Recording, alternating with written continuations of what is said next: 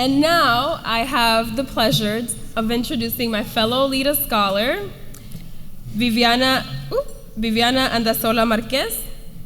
Viviana graduated from Yale University with a major in ethnicity, race, and migration. She is a Cohort 9 scholar and also a member of the Trials program sponsored by the Advantage Testing Foundation. Viviana has been published twice in the New York Times as an essay contest winner and an OPED contributor. She's a Gates Millennium Scholar, a Jack Kent Cook Scholar, and a Paul and Daisy Soros Fellowship recipient. She was also my resident when I was an RA for LEDA, so I take full credit for everything that she has achieved. And where are you?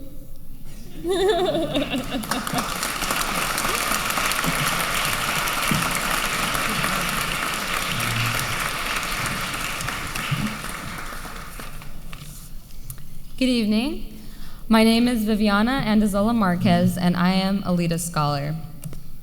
This year marks LEDA's 15th anniversary. We come here not only to celebrate this tremendous milestone in the lineage of LEDA scholars, but also to consider what comes next and to honor those who constantly propel us to achieve. In the spring of 2013, I received an email that would mark the beginning of a new direction in my life. I was selected as a Cohort 9 LEDA scholar. I couldn't have been more thrilled.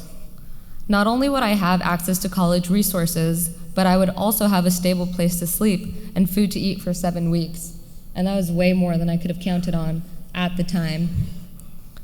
The most difficult part of my life, or so I thought, started the summer of 2009 when my mom was detained by Immigration and Customs Enforcement. Soon after, we became trapped in a cycle of poverty and homelessness.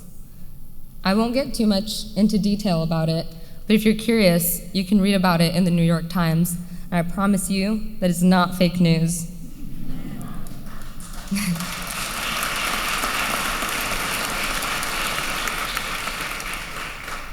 When I arrived at LEDA that summer, I was eager to learn about college and gain leadership skills, but mostly, I was excited to join a community of people who would strive to succeed alongside me and also understood my struggle.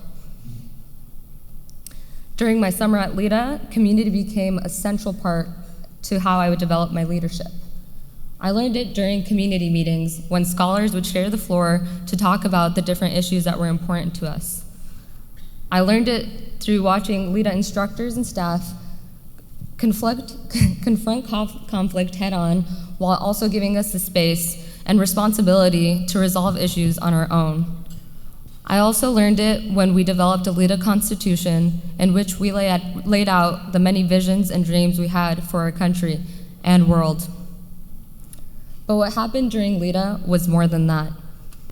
We became engulfed in a vision of the future that included all of us, not just a select elite few. That solidarity carried me through the rest of my high school career and my college career. And it also helped me get through another difficult moment in my life.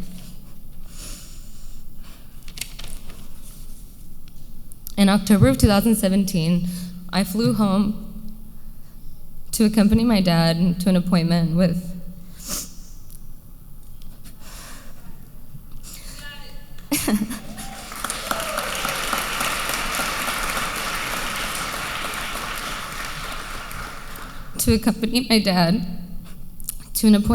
U.S. Citizenship and Immigration Services. For years, the American dream dangled before us, and we thought that the fear that we had spent for 20 years was soon going to end. As we drove to the office, something felt amiss, but still, we held on to the hope that everything was about to come to an end. We soon realized that we had actually been lured to the USCIS office. My dad was detained by ICE.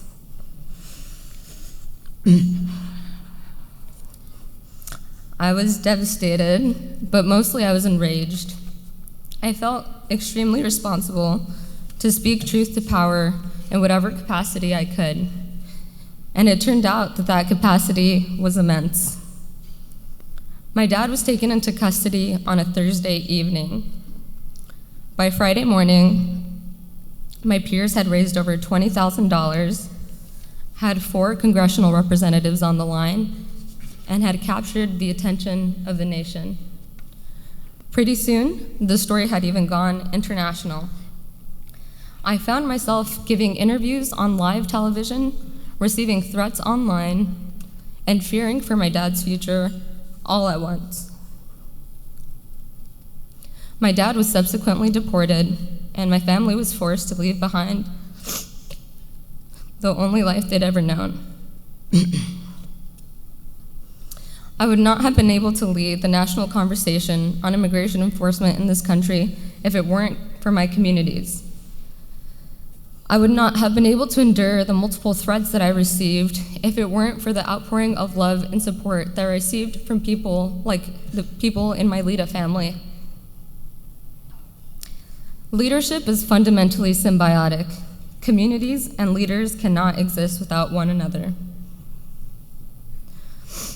I developed my leadership at LEDA, and I modeled it after LEDA's own leaders, including one who is being honored tonight, Arun Alagapan.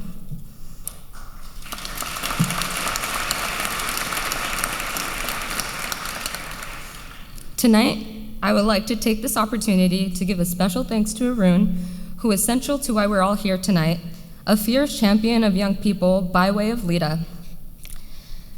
I have come to witness the return on LEDA's investment in all of us, and I look forward to paying it forward next year by attending law school and becoming a lawyer, an immigration lawyer. Thank you.